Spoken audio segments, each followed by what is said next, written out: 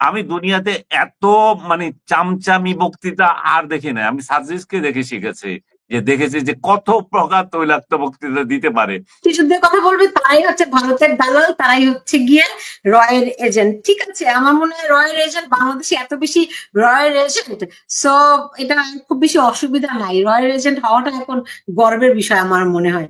কিন্তু একটা বিষয় কেন কি আপনি গর্বের খেয়াল বিষয় হবে? করেছেন আমরা যে কোনো দেশেরই এজেন্ট হতে চাই না। আমরা পাকিস্তানের এজেন্টও হতে চাই না, যখন মানুষ ভারতের বানিয়ে এজেন্ট নেয় হতে চাই তখন না। কি করবেন? যখন আপনাকে মানুষ বানিয়ে নেয় মুক্তিযুদ্ধের কথা, আমি তো বলি আমাকেও যেমন আওয়ামী লীগের দালাল বলে, রয়ের এজেন্ট বলে, ভারতের দালাল কত কিছু যে বলে, এগুলা তখন এই মনে হয় জন্যই বলে, আমি শোনেন মুক্তিযুদ্ধের কথা বলি। সুলতানা, জি, এগুলা এই জন্যই বলে তাদের নিজস্ব দুর্বলতা ঢাকার জন্য। এক্স্যাক্টলি। রুবিন ফারহান আজকে একটা ভালো স্ট্যাটাস দিয়েছে হাসনাতকে উদ্দেশ্য করে।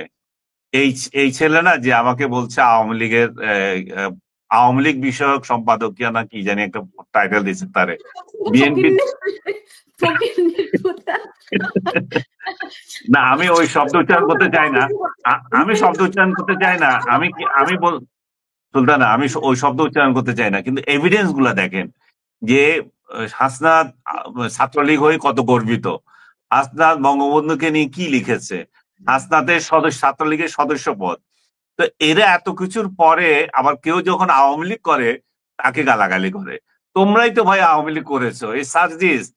আমি দুনিয়াতে এত মানে চামচামি বক্তৃতা আর দেখি না। আমি সার্জিসকে দেখে শিখেছি, যে দেখেছি যে কত প্রকার তৈলাক্ত বক্তৃতা দিতে পারে। যে শেখ হাসিনার পাশে বসে যে সে বলছে যে এই এই আপনার আশেপাশে রয়েছে খন্দকার মোস্তাক। হ্যাঁ, আবার আবার সে বঙ্গবন্ধুকে নিয়ে, আমার নেতা নিয়ে যে বক্তৃতা, ভাই আমি বঙ্গবন্ধুকে ভালোবাসি, কসম আল্লাহর, আমি এরকম বক্তৃতা জিন্দিগি তো দিতেও পারবো না, দিও নাই। এত তৈলাক্ত বক্তৃতা এরা কিভাবে দেয়? এই লোকগুলাই আবার আওয়ামী লীগকে গালি দিচ্ছে। ভাই আওয়ামী লীগ তো তোমরা করেছো, আমরা তো করি নাই। আমাদের তো আওয়ামী লীগের কোনো নাম নিশানা কোথায় নাই। আওয়ামী লীগের নেতৃত্ব আমাদেরকে ডেকে এক কাপ চাও খাওয়াই নাই। তো তোমরা তো পেয়েছো সবকিছু। না সেটাই। এখন honestly আমাকে একটা জিনিস বলেন, দেখুন এই যে রুমিন ফারহানা এবং ফজলুর রহমানকে নিয়ে এনসিপি যে হুঙ্কার দিচ্ছে, এদের আমরা আসলে কি বার্তা পাচ্ছি? বিএনপি কি, মানে আপনি বলছেন যে বিএনপি ব্যর্থ হয়েছে এটা প্রোটেক্ট করতে, তো বিএনপি তাহলে কি রাজনীতি করবে? মুক্তিযুদ্ধকে যদি বিএনপি প্রোটেক্ট করতে না পারে, দল হিসেবে তো বিএনপিও নিশ্চিহ্ন হয়ে যায়, তার তো রাজনীতি থাকে সে না। মুক্তিযুদ্ধ সে মুক্তিযুদ্ধকে প্রটেক্ট করতে পারছে না, তার দলের নেতা নেত্রীদের প্রটেক্ট করতে পারছে না।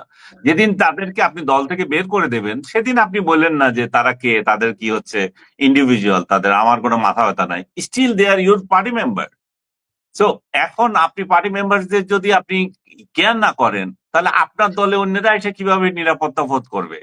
তো যারা বা যে সমস্ত ছেলেপেলে এই ফজলু ভাইয়ের বিরুদ্ধে এই স্লোগানগুলো তুলেছে, আমার মনে হচ্ছে তারা বিভ্রান্তির একটা শিকার হয়েছে। ফজলু ভাই 24কে নিয়ে আক্রান্ত করে কিছু বলে নাই। চব্বিশের সঙ্গে যুক্ত ব্যক্তিদেরকে নিয়ে বলেছে, তাদের অপকর্ম নিয়ে কথা বলেছে। এবং আমি একটু মনে করি যে যারা 71 সালে মুক্তিযুদ্ধ করেছে, এখন যদি 2 নাম্বারই করে, আমি কি তার সমালোচনা করতে পারবো না? যে আপনি মুক্তিযুদ্ধ করেছেন বলে কি আপনার জন্য 7 খুন মাপ? আপনি তো যা ইচ্ছা তা করতে পারেন না, চুরিদারি করতে পারেন না। এই যে ভুয়া মুক্তিযুদ্ধে সে যে যা কিছু করছে। ভুয়া কি বলেছে যে 24-এর এরা কারো শক্তি, এটা তো কারো শক্তি। আপনি বললেন যে সাচিদ বঙ্গবন্ধুকে নিয়ে যেই বক্তব্য দিয়েছে, রাইট? তো এই বক্তব্য দিয়ে আপনি এসে যখন বলেন যে না বঙ্গবন্ধুকে, শেখ মুজিবুর আমরা মানি না, তো এটা তো, এগুলো তো কারো শক্তি নাকি? ও কালো শক্তি সাদা শক্তি এটা বলছে না। ওনার পুরো বক্তব্য যদি শোনেন, তাহলে উনি বুঝাতে চাচ্ছেন যে এক ধরনের এদের এদের যে ইয়ে ইয়ে হচ্ছে, ট্রান্সফরমেশন হচ্ছে, সেটা নিয়ে উনি কথা বলেছেন। এটা উনি উনি কোন দৃষ্টিতে বলেছেন সেটা নিয়ে কথা বলেন, কিন্তু সেটা নিয়ে সেটা সেই সেই অংশ বাদ দিয়ে, এটা আমাদের আরেকটা রোগ হয়েছে যে সোশ্যাল মিডিয়া গুলার বক্তব্যের মাঝখানে এই লাইন আর ওই লাইন লাগিয়ে সেটা আগুন লাগিয়ে দিচ্ছে। ওর পিছনে কি আগে কি কিছু নাই। তো পদ্ম ভাইয়ের পুরো বক্তৃতাটা শুনেন, সেখানে উনি কি বলতে চাইছেন। উনি তো আইনজীবী, উনি তো এত বেকুব মানুষ না। উনি তো, ওনাকে যান আদালতে, যান আদালতে প্রমাণ করেন, ওনার বিরুদ্ধে মামলা করেন না কেন? আপনি তো আইনগত প্রক্রিয়া কি, আমার বক্তব্য পছন্দ হচ্ছে না আপনার, আমি যদি রাষ্ট্রদ্রোহী বা অন্য কোন ধরনের কর্মকাণ্ড করছি, আমার বক্তব্যটা আপনি আদালতে উপস্থাপন করেন। আপনি আমার বক্তব্য আদালতে উপস্থাপন না করে আমার বাড়ি আক্রমণ করতে যাবেন, তাহলে আপনি শেখ হাসিনা থেকে, শেখ হাসিনার শাসন আমল থেকে কোন উন্নত জাতের কিছু হয়ে গেছেন? আপনি তো তার থেকে নিকৃষ্ট। শেখ হাসিনার আমলে তো আমি দেখি নাই কারো বক্তব্যের জন্য তার বাড়িতে গিয়ে তারে হামলা করা, তার বউ বউ মেয়ে আত্মীয় স্বজনকে হামলা করার ইয়ে করা। আমি দেখি নাই কারো ইয়ের জন্য, বক্তৃতার জন্য।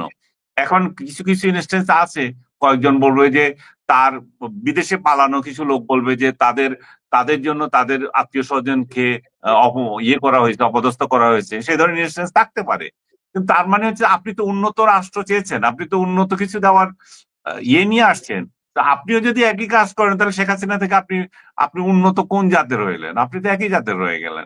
এখন শেখ হাসিনা হটিয়ে, তাহলে মানুষ যে বললো শেখ হাসিনা হটিয়ে আমরা কি পেয়েছি? একই তো জিনিস, বা এতে খারাপ জিনিস, বেসিক্যালি এতে খারাপ জিনিস। মব ভায়োলেন্স যেটা শুরু হচ্ছে, কি কথা বলতে পারছে না, সেটা তো এর থেকে খারাপ জিনিস না, এটা তো সবাই স্বীকার করবে। আমরা সাধারণ মানুষও তো কথা বলতে পারছে না, সাংবাদিক আমরাই থ্রেটের মধ্যে আছি। সাধারণ মানুষও তো কথা বলতে পারে না, সাধারণ মানুষ তো বলতেছে ভাই আমরা কথা বলতে পারছি না। আপনারা যে কথা বলছেন এটা আমাদের কথা, আপনারা যতদিন কথা বলবেন, আপনি রাষ্ট্রের পক্ষে, মানুষ জনগণের পক্ষে কথা বলছেন আপনারা। জি, হুম। এখানে একজন একটা প্রশ্ন করছেন যে এই যে ফজলুভাইয়ের বাসার সামনে যে মব তৈরি করা হয়েছে, এর আসল উদ্দেশ্য নাকি কক্সবাজারে অনেক অস্ত্র এসেছে, সেই অস্ত্রের দিকে যাতে করে মানুষের নজর না থাকে, সেই জন্য নাকি এই মানে এই নতুন নতুন নাটক সাজানো হয়েছে, এরকম একটি মন্তব্য এখানে একজন করেছেন। এটা আমি কি বলবো, এটা ওনার নিজের ধারণা, আমার কাছে এ ধরনের কোনো তথ্য নাই। এবং ফজলু ভাইয়ের সাথে এই কক্সবাজারের অস্ত্রের সাথে কোথা থেকে রিলেট হলো, এটা তো আগের ঘটনা। এখন যদি হইতে পারে যে এটা আরো উত্তেজনা করে ওখানে যদি ধরা না পড়ে, আমি কক্সবাজারের অস্ত্র সম্পর্কে কিছুই জানি না, কারণ আমি এটা নিয়ে মন্তব্য করতে পারবো না। এবং এই ধরনের তত্ত্ব শেখ হাসিনার আমলও হয়েছিল, কিছু একটা ঘটলে আরেকটা যদি ইনসিডেন্ট হইতো, শেখ হাসিনা ওইটা আড়াল করার জন্য করেছে। ইভেন আপনার তো মনে আছে নিশ্চয়, এই যে বিখ্যাত পীর, এই যে প্যারিসে বসে আছেন, উনি 7-8 তারিখের দিকে, জুলাই 7-8 তারিখের দিকে ছাত্রদের আন্দোলনকে বলছিল যে শেখ হাসিনা করাচ্ছে এটা। এটা শেখ হাসিনা কি জানি ওই যে উনার ভারত বিরোধী আন্দোলনকে ঢেকে দেওয়ার জন্য এটা তৈরি করেছে। হ্যাঁ। So, এই জি। যে কনস্পিরেসি থিওরি তো অনেকেই বাইর করে এগুলা। আমি জানি না এটা কোনটা কি। কিন্তু ধরুন এরকম ঘটনা তো আমরা দেখি যে একটা ঘটনা ঘটতে না ঘটতে ওটিকে আলাদা করার জন্য আরেকটি ঘটনা ঘটে বা ঘটানো হয়। এখন আপনি দেখুন এই যে পাকিস্তানের পররাষ্ট্র মন্ত্রী বাঙালির হৃদয় পরিষ্কার করতে বলেন, দেখুন যেটি আমি শিরোনাম করেছি যে আমাদের মুক্তিযোদ্ধাদের গলায় হচ্ছে গিয়ে জুতোর মালা দিবেন আর পাকিস্তানিদের হাতে ফুল দিয়ে বরণ করে নেবে, এই কি বাংলাদেশ তাহলে? আচ্ছা, আমি ওইটা বলার আগে যে জিনিসটা বলে গেছি, আমি বলছি যে সমস্ত ছেলে মেয়েরা এগুলা এখানে দুবাইয়ের এখানে হচ্ছে, তারা বিভ্রান্ত হয়ে এসছে। তারা যদি পুরো তথ্যটা জানে, তাদের এই বিভ্রান্তি কাটবে। এবং আমি মনে করি যে তাদেরও বয়স হওয়ার সঙ্গে সঙ্গে তারা বুঝবে আসলে রাষ্ট্রে কি করতেছে। আমরা তো এই 24-এর অভ্যুত্থান আমরা তো সবাই মিলে চেয়েছিলাম। তো সেই চাওয়াতে এখন আমাদের ইয়ে হচ্ছে কোথায়, কোথায় গন্ডগোল হচ্ছে কোথায়, তাদের এগুলা হিসাব করতে হবে। তারা নিজেরা হিসাব না করে আহ, মানে অন্যদের প্ররোচনায় নাইচা নাইচা রাস্তায় নেমে যাওয়া, এটা ঠিক না। আমি মনে করি যে আমাদের ছেলে মেয়েদের একটু বুদ্ধি খাটানো দরকার, এদের আইকিউ বাড়ানো দরকার, এদের কমন সেন্স বাড়ানো দরকার। এই কমন সেন্স আমাদের দিয়ে ছেলে তাদের মেয়ে বিচার করা বলছেন, উচিত। আনিস ভাই আপনি কাদেরকে আমাদের ছেলে মেয়ে বলছেন? আমি তো বুঝলাম না, যারা এই আন্দোলন করছে তারা কারা, কারা তারা? ভাই, এরা তো আমার দেশেরই পোলা, এরা তো পাকিস্তান থেকে আসে নাই। তো আমাদের দেশের পোলা, আমার ভাই বা তোমার তোমার আত্মীয়। আমরা ঠিক এইরকম ভাবে বিভ্রান্তিতে পড়েছিলাম ওই যে 5ই আগস্টের আগে আমরা দেখেছিলাম আমাদের সন্তানদেরকে বাংলাদেশের পুলিশ আমাদের সন্তানদেরকে গুলি করে মেরে ফেলছে, আমরা কিন্তু বিভ্রান্ত এই সবাই রাজপথে নেমেছিলাম, রাইট? রাইট কিনা? যাই হোক, কিন্তু আমি আমি এটা ইতিহাস বিচার করবে ভুল ছিল কি শুদ্ধ ছিল, আমি ওটাতে যাব না। আমি আমাদেরই সন্তান মনে করি সবাইকে। আমি মনে করি যে ওদের দিন আছে, এখনো বোঝার সময় আছে। এরা যাতে বিভ্রান্ত না হয় অন্যদের প্ররোচনায়। যাদের যাদের প্ররোচনায় তারা এগুলো করছে, সেই লোকগুলোরকে খেয়াল করলে দেখবে তারা কিভাবে ফুলে ফেঁপে বড় হয়ে যাচ্ছে, তারা কিভাবে ভিউ বাণিজ্য করতেছে। এগুলো এগুলো খেয়াল করলে তাদের ইয়ে আসবে। আপনি যে প্রশ্ন করছেন পাকিস্তানের আহ পররাষ্ট্রমন্ত্রীর বিষয়টা নিয়ে। পররাষ্ট্রমন্ত্রী যখন বাংলাদেশ সফর করছে তখন হুম। ফজলুর রহমানের গলায় জুতোর মালা দেয়া এটা কি বার্তা দেয়? এটা বার্তা দেয় যে তারা তাদের বাপজানরে পেয়ে গেছে, এখন এই দেশের মুক্তিযোদ্ধারা কেউ না, এরা অপাংতেয়। 24 দিয়ে, আমি তো বারবার বলতেছি, 24 দিয়ে 71কে ঢেকে দিতে চায় ওরা, কিন্তু এটা তো সম্ভব না। 71-এর বীররা বীরের মর্যাদা থাকবে, 24-এর বীরেরও বীরের মর্যাদা থাকবে, এবং তারা যে কেউ দুষ্কৃতিকারী হলে তাদের সমালোচনা করব আমরা। একটা বীর হয়েছে হলো যে এই যুদ্ধে অংশ নিয়েছিল বোধে, এই যুদ্ধে অংশ নিয়েছিল বলে তাদেরকে সব 7 কোণ মাপ না। এই সমালোচনার অধিকার আমাদের থাকতে হবে। এই সমালোচনার অধিকারের জন্যই আমরা শেখ হাসিনার বিরোধী আন্দোলনে সমর্থন দিয়েছি।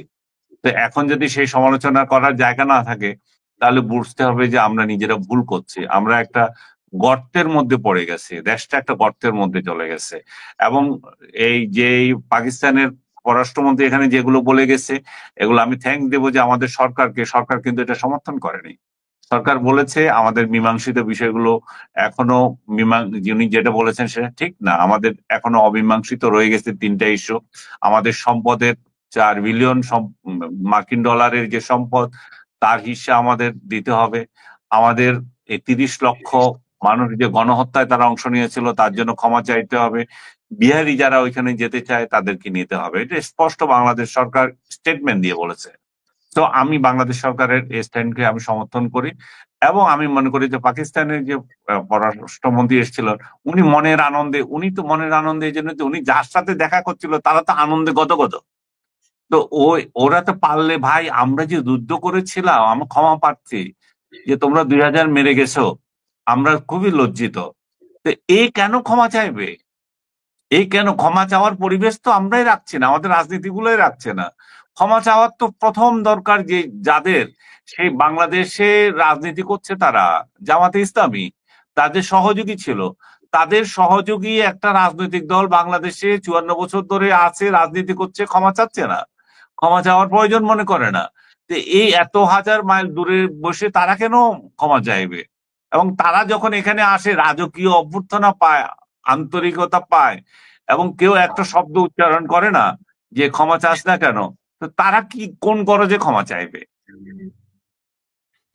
ক্ষমা চাওয়া তো পরের কথা, সে তো বলছে যে উল্টো আমাদের অন্তর পরিষ্কার করতে বলছে। কত বড় অন্তর ধৃষ্টতা! হ্যাঁ, অন্তর পরিষ্কার করছে যে আপনি গলায় গলা মিলাবেন কেমন আপনার অন্তরে যদি কালিমা থেকে যায়? তো এখন আপনি 71 ভুলে যান, এটাই চাচ্ছে আর কি সে।